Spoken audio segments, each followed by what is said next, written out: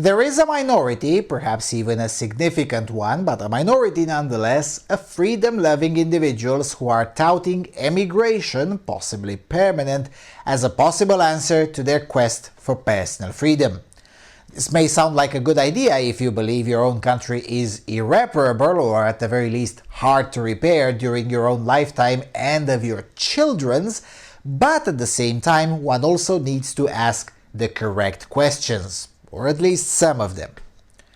And that's not an easy task. Let's explore.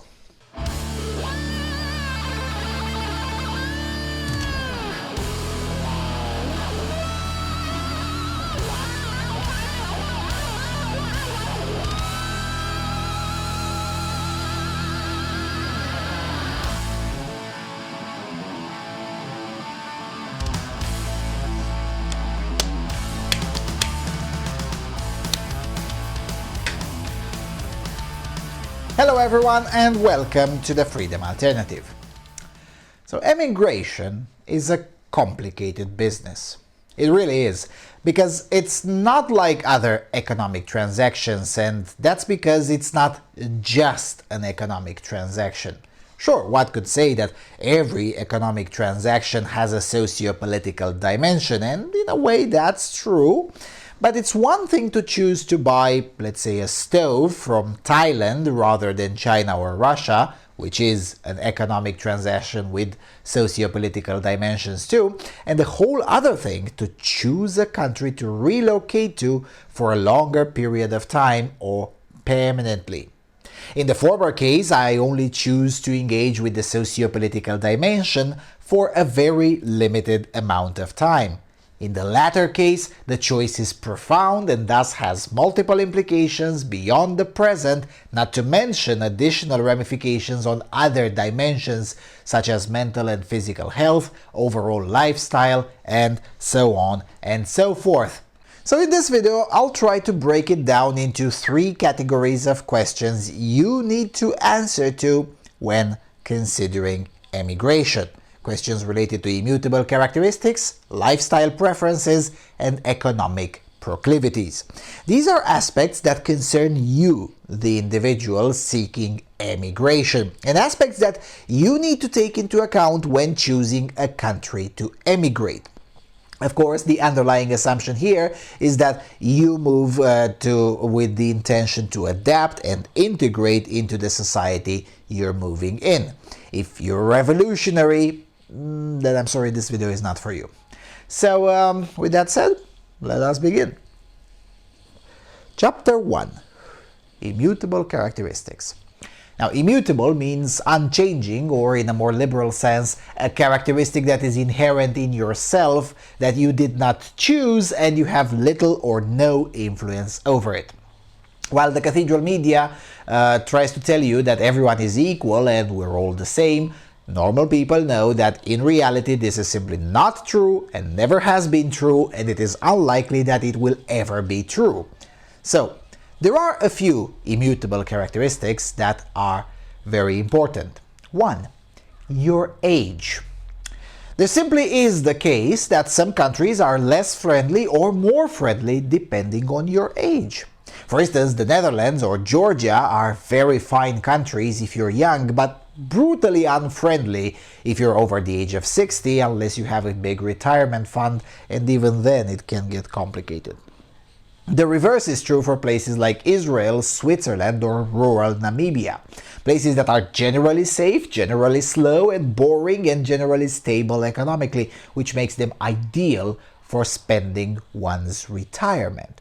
Now, of course, it doesn't mean that no young person should move to Switzerland or that an old person will have a hard time in Georgia, but it does mean that if one is to make the best out of one's retirement, one should avoid places much better geared towards the young. And also the reverse is true. If one is to make the best out of one's youth, one is better advised to avoid places which rarely cater towards the impulses that are inherent in the youth. So, depending on your age, when choosing a destination for emigration, look closely at the age-specific challenges. A 21-year-old may want a place with decent transport, decent nightlife, access to modern facilities, and so on and so forth, whilst a 71-year-old would and indeed should be interested in more mundane things like the quality of the healthcare, physical accessibility to various facilities, and on like that. Number 2, sex. Again, you may be of the opinion that sex shouldn't matter, but reality disagrees. It doesn't matter how much egalitarian nonsense you swallow. One's sex matters when choosing a country to emigrate to. Sure, it doesn't matter equally, so for instance, if you're considering Jordan versus Sweden, your sex matters a lot less in Jordan than in Sweden, but it matters nonetheless.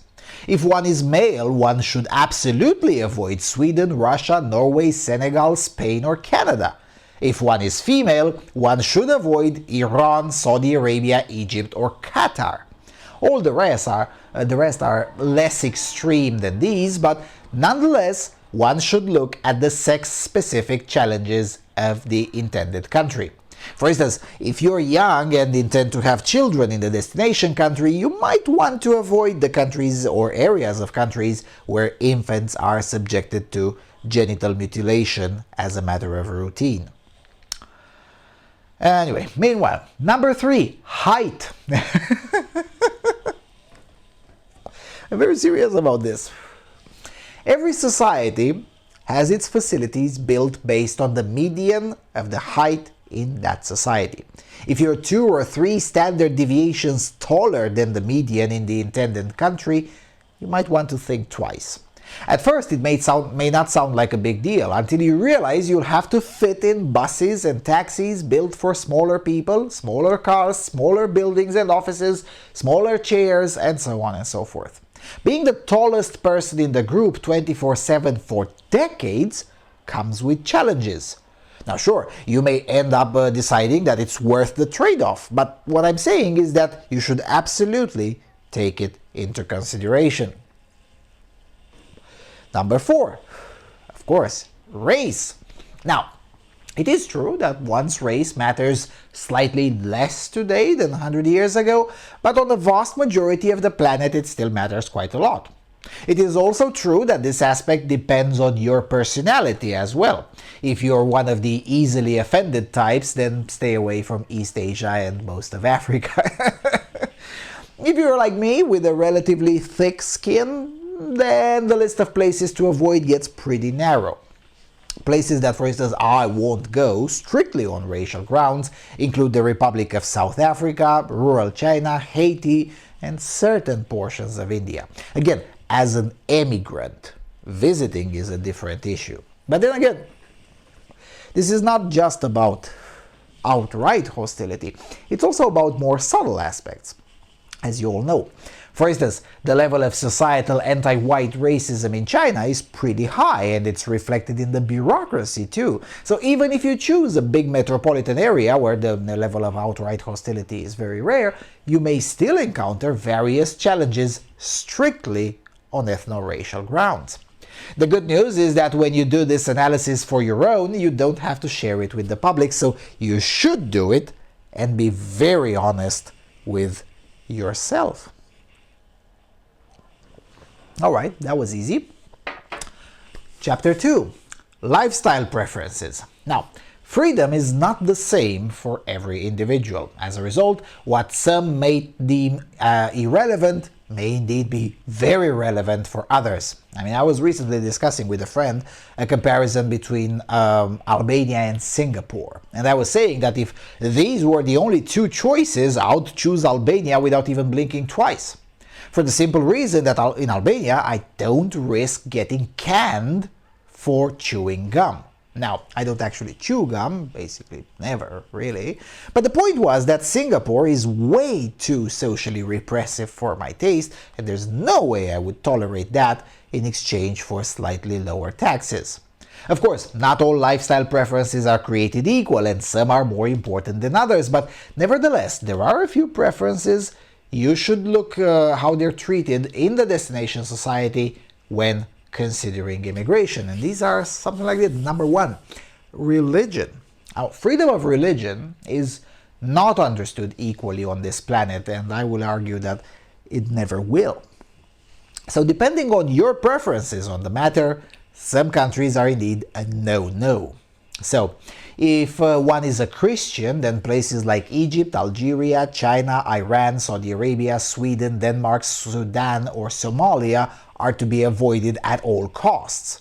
Now, sure, let me be clear, I'm talking here about legitimate Christians, not the Hillary Clinton or Angela Merkel types, of course. Though even those would have some problems in some of the places I listed. Anyway, if one is an atheist, one should avoid, again, places like Saudi Arabia, Iran, Iraq, Libya, Algeria, Indonesia, or Bangladesh. In Indonesia or Bangladesh, it's not illegal to be an atheist, but you may find yourself on an Islamic hit list, or beaten up by a mob because potato. Of course, if one is an atheist and not a big fan of the religion of peace, then the list becomes even bigger. Islamocritic atheists are not exactly safe from persecution in countries like the United Kingdom, Sweden, Austria, or Canada, in addition to the ones mentioned earlier. Also, any religious person can run into trouble in places like China or North Korea. So the point is that one should check this issue before making a decision. The more important religion, or lack thereof, is for you, the more imperative it is to investigate how this aspect is understood in the society of destination. Number 2. Sexual preferences. And here I don't just mean whether one is homosexual or whatnot, but anything that is deviant. And I use deviant here with a very strict conservative interpretation. Because there are countries out there where sex outside the marriage, for instance, is harshly punished, either by the state or by the people, or indeed by a mob, like it is the case in Indonesia, where, technically speaking, sex outside the marriage is not a crime, but if your community finds out, well, let's just say that things can get pretty rough. So for this aspect, I would advise individuals to look not just at the legislation, but also on the attitudes and, yes, at the societal standard. Because ultimately, it is the societal standard that regulates these things a lot more often and a lot more harshly than the state. I mean, there are many countries that have no legislation whatsoever on this aspect, neither of mandatory acceptance, like in Canada, where you can't even quote the Bible without being persecuted by one of their many so-called human rights kangaroo courts, nor laws of criminalization. Yet, even though there are many countries with no laws on this aspect, the attitudes can differ quite a lot between them. That's why you shouldn't be looking just at the legislation. So again, the more important this aspect is for you, the more you should inquire about it. Number 3, other vices. And here I think of anything from betting to alcohol and all the way till more weird ones like marijuana or even harsher drugs or whatever. Again, oftentimes legislation is a lot less important than the attitudes. Sure, they're interconnected, but not as strongly as the advocates for legislation would have you believe.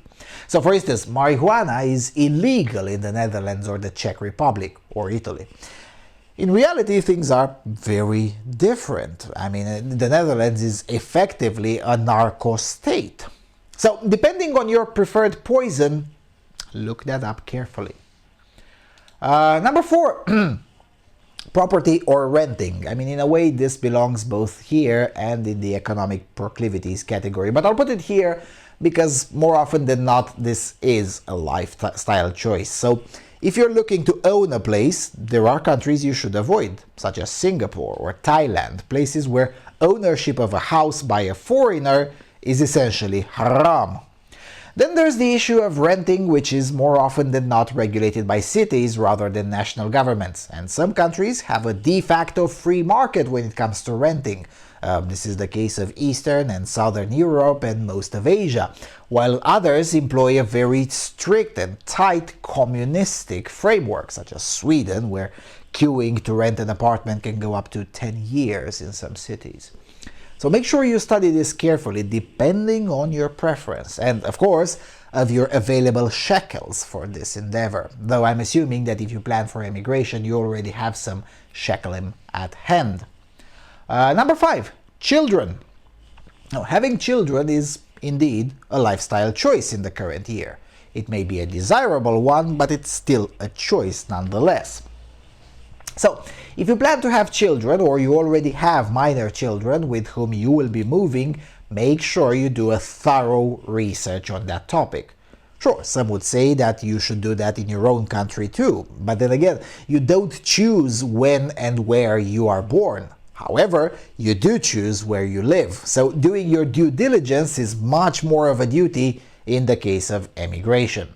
So here there are a few choices to consider. For instance, look up the costs of education, both private and state level, and the trade-offs of each. There are countries where the state education may end up being more expensive than a private education if you're an immigrant. I'm thinking here of places like Thailand as such an example, the trade-off for private education being undoubtedly superior. Also, look up the citizenship status of children. Most countries award citizenship automatically to children born in those countries if one of the parents is a citizen. Some award citizenship automatically to any child born there, regardless of the citizenship status of the parents. This is the case of the United States. And some don't award citizenship automatically even if both of the parents are citizens. So look that up carefully if you plan to have children in that country or you already have children and you plan on taking them with you in the trip. Because their citizenship status can heavily influence the quality of education they get and ultimately their quality of life, both as children and later on as adults. Number 6. Language. Now, this could have also been in the first chapter because both your native language and the language of the country you're moving into matter quite a lot. Now, you can't choose your native language, so that's an immutable characteristic, but as I explained 1 year ago in the video called 5 Things to Keep in Mind When Learning Foreign Languages, your native tongue and ethnicity does have a profound impact on your ability to learn certain foreign languages. You should indeed watch that video, by the way, if you haven't done so already. So the difficulty of the language in the country you're moving into should be a factor when deciding emigration. It's not the same thing whether you have to learn German or Portuguese versus learning Thai or Indonesian. I'm just saying. Okay, next factor. Number 7, personality. Again, this could have been in the first chapter, but it's somewhat related to age. So if you're heavily outgoing, clubbing young person, then there are countries where you'll have a very hard time. Going from harsh examples like Uzbekistan, where technically speaking there's a legally enforced curfew, to lighter examples such as Sweden or Zimbabwe, where there is no legal restriction whatsoever, but nonetheless there isn't much serious nightlife to speak of. Also, it really does matter if you're an extrovert or an introvert. Some countries structurally favor one over the other. North America, Thailand, Southern Europe, both Southwest and Southeast, and portions of Russia favor extrovert. Meanwhile, in the top 10 most introverted countries, there's Japan, and then there's a lot of countries from Central, Northeast, and far north of Europe. In addition to that, there's also the issue of personal attitude with yourself. So, for instance, are you annoyed by constant degeneracy on the streets? If yes, then don't be in a big city in the Netherlands, or Germany, or Thailand, or Russia, or Mexico. All of these aspects may seem minor at the first glance, but if we're talking emigration, these are aspects you will potentially have to face for decades. So it's better to make an informed decision, well, beforehand. Number 8, tolerance for violence. Now, when I say violence, I don't mean warfare or cartel type of violence that is unfortunately present in Brazilian favelas or in various states of Mexico. But when I say violence, I mean the more moderate versions, such as bar fights, some random fight in the subway or bus, some minor verbal kerfuffle, and things of that nature. When I say tolerance, I mean whether you get scared really fast at the sight of even the slightest form of violence or not. Again, this may sound like a minor issue to some of you, but I have personally met people who are quite literally running scared like headless chicken at the sight of a punch in the throat or a slap, not even headed towards them, just seeing two others fighting. I'm not saying it's a good thing or a bad thing, but I am saying that most of the planet is not a safe space where you call the police for misgendering or for angry cursing in public. So this is an aspect one should consider. I'm not saying it has to be decisive. People can adapt over time, but it's something to keep in mind.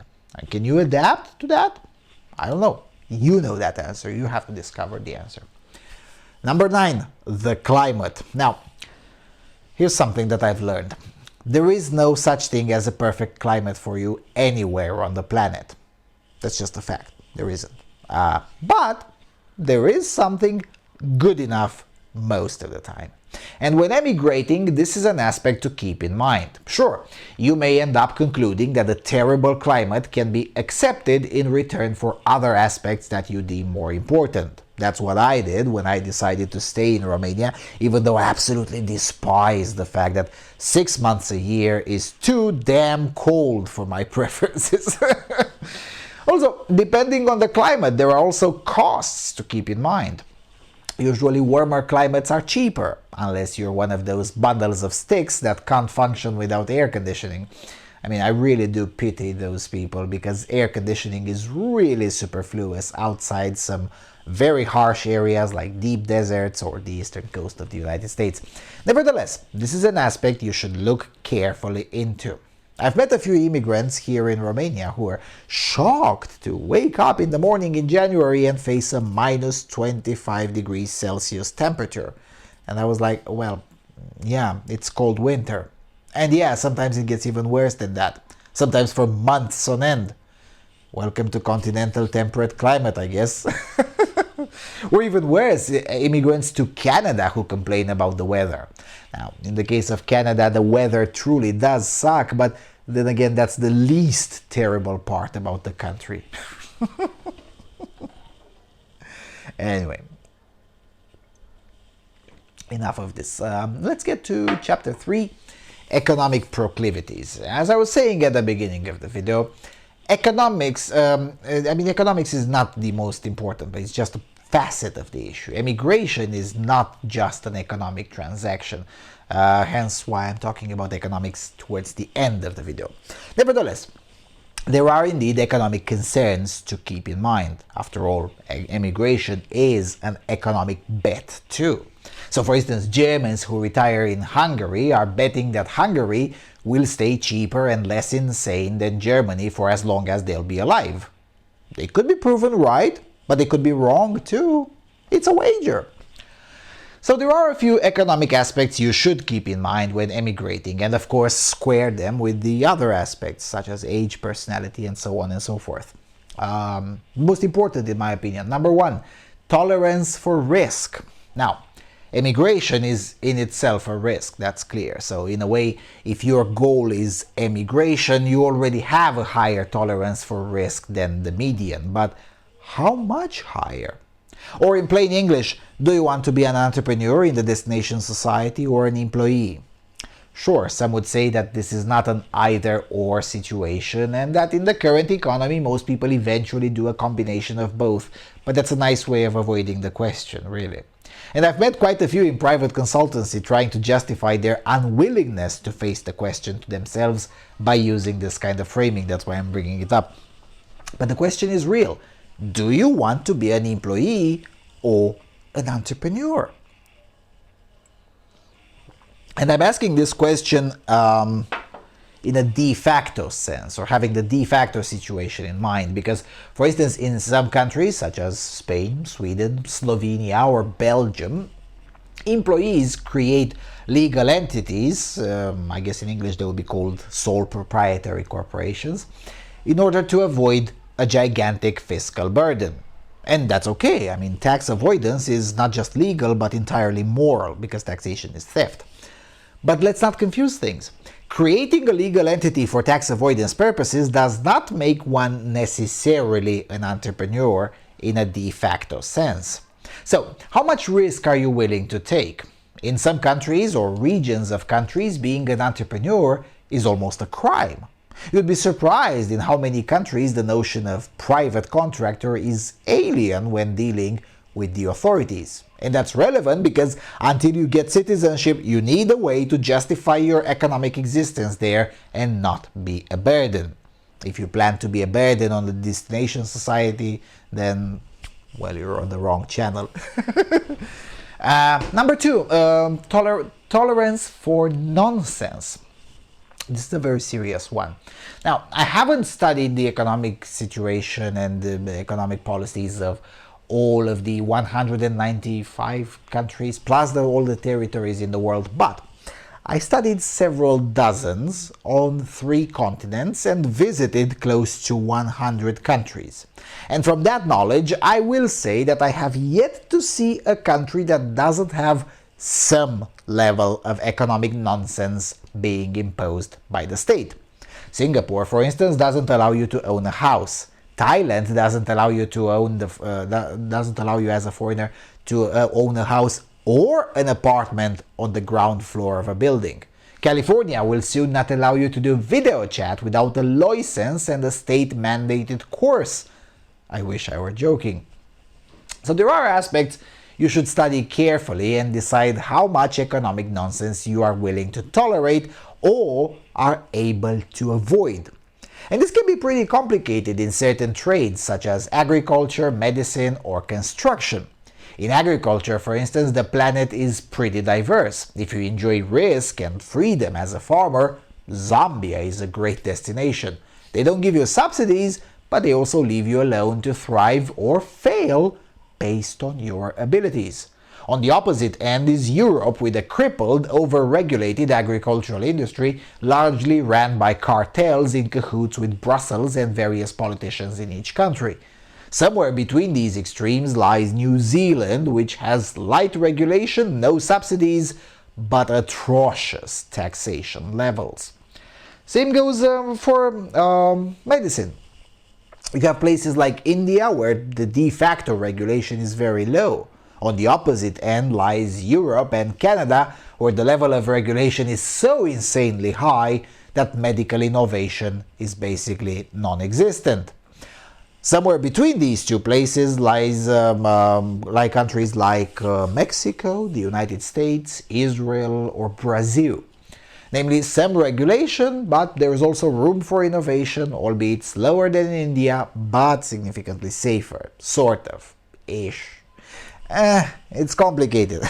But there's a reason these countries almost always pop up when it comes to innovation, and almost never one in Europe.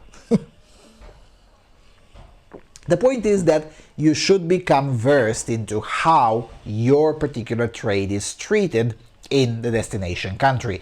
And that doesn't just include the written laws, it also includes what I would call the number 3, the de facto situation. This is very important, yet routinely overlooked by sadly too many people, I would dare to say most people. I've alluded to this multiple times in the past. My favorite example is with libertarians who give me Sweden as an example of a free market because it doesn't have a minimum wage. Well, yeah, sure, it doesn't have a minimum wage, but the mafia, otherwise known as the unions, run 90% of the economy, and they establish a de facto minimum wage that is now crippling the country. This is an example of a de facto situation that differs quite a lot from the impression one is given if one is only reading the written policies. There are others too. For instance, if you're reading on how to open a business in Italy, it may sound pretty straightforward, and in a way, it is, well, until the literal mafia comes in for the protection tax. And yes, that is still happening. The difference between the written policy and the de facto situation varies quite wildly by country and sometimes by region within the same country. And that variation is always there. Again, no such thing as a country where the law is firmly enforced and shaping reality. This is because all societies have that thing that I explained a while back, a societal standard. And that's something you should study about your destination society, of course, to the extent that you're able to. The societal standard is reflected as differing from written policies in economics perhaps the most. I mean, in poor countries, this is because of hunger. Who cares what the state says? I'm hungry. Screw you and your laws. In middle-income countries, it's because enough people can afford not to care what the state has to say. And in rich countries, this happens because, well, because the state is routinely ridiculous. That's why.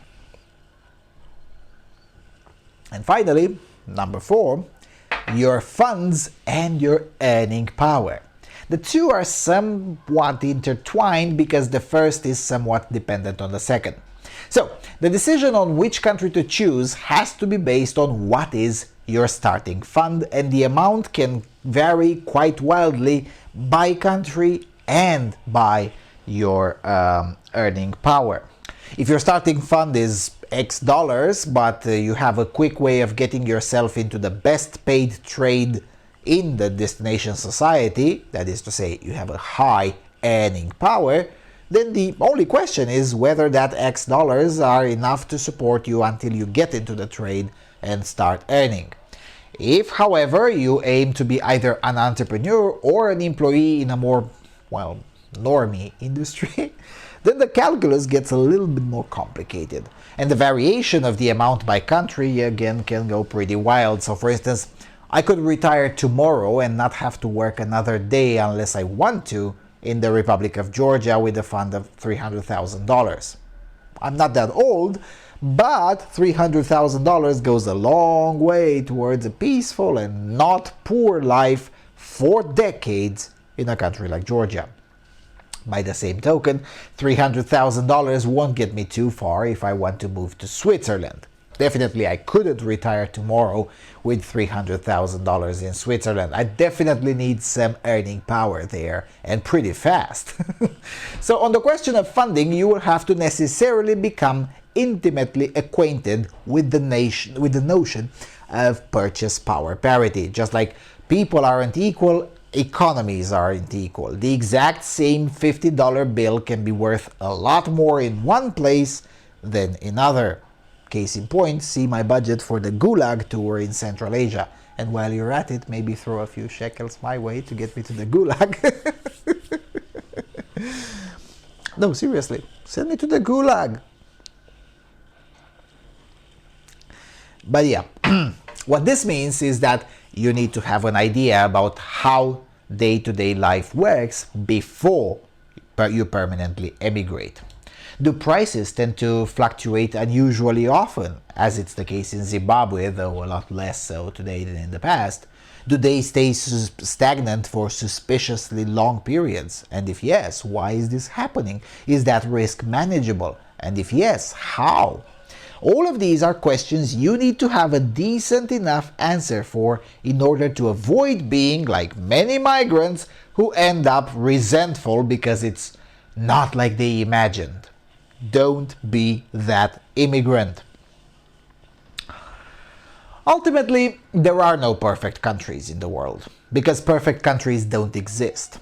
Perfect doesn't exist, and it can't exist when we're talking about countries because, humans are inherently flawed, and as a result, even the best of them still end up building, inherently flawed civilizations and societies and countries.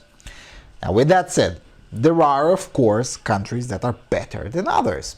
The questions that I outlined in this video are meant to help you find the answer for you individually. Because ultimately, the best country for me is not the same as the best country for someone else.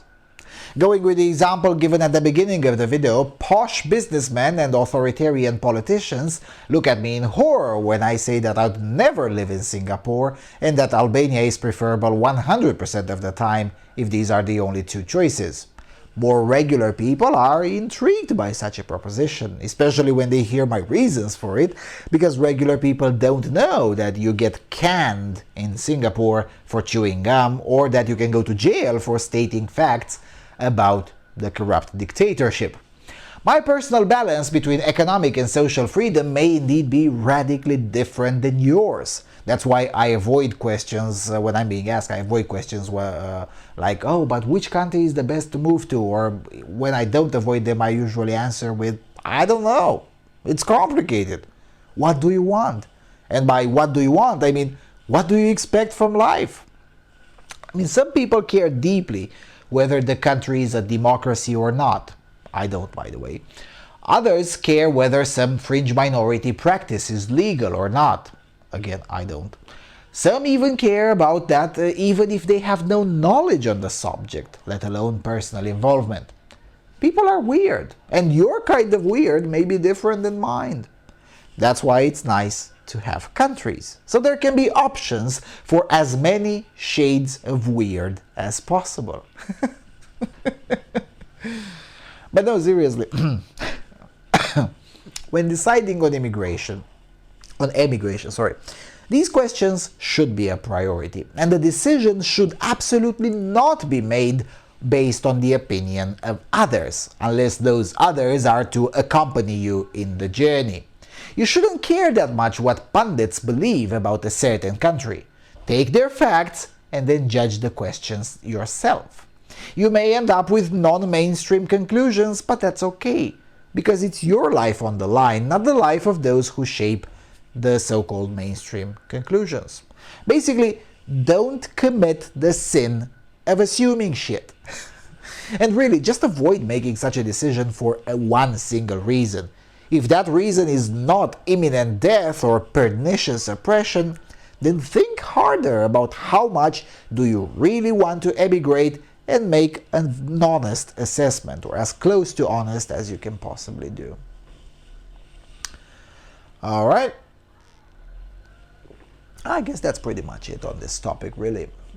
For more pointed personal questions, there is, of course, private consultation option.